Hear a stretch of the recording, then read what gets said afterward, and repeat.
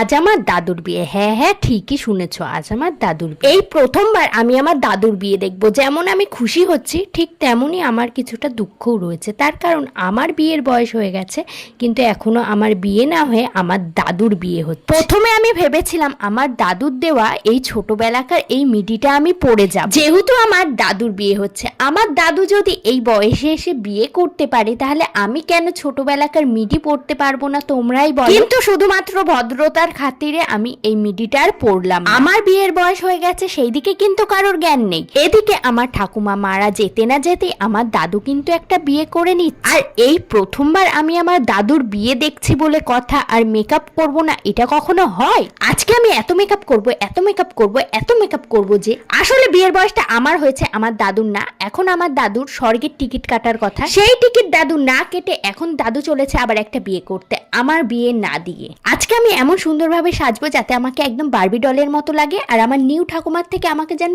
অনেক সুন্দর লাগে। আর সেই রূপ দেখে আমার দাদু যেন আমাকে বিয়ে করে নেয়, আমার ঠাকুমাকে। যদিও আমার দাদুর অনেকটাই বয়স, প্রায় 90-এর কাছাকাছি। এবার তোমাদেরকে বলি, এই দাদুটা কিন্তু আমার নিজের দাদু নয়। এই দাদুটা কিন্তু আমাদের বাড়ির পাশে একটা বাড়িতে ভাড়া থাকতো। এখন সে আমাদের পাশের পাড়ায় গিয়ে অনেক জায়গা জমি কিনে একটা বাড়ি করেছে। আর আমার পুরনো ঠাকুমা মারা গেছে, আর তাদের কোনো ছেলে মেয়ে নেই। এবার আমার দাদুর যেহেতু অনেক সম্পত্তি, এত সম্পত্তি দেখবে কে, তাই দাদু আবার নতুন করে বিয়ে করতে চলে। ছোটবেলার থেকে এই দাদু আমাকে অনেক ভালোবাসে। ছোটবেলায় যখন আমাদের বাড়িতে টিভি ছিল না, এই দাদুর বাড়িতে আমি টিভি দেখতে যেতাম। আর এই দাদু দোকান থেকে বিস্কুট, আমুল দুধ এইসব নিয়ে এসে আমাকে দিত, আর ঠাকুমার থেকে লুকিয়ে লুকিয়ে খেত।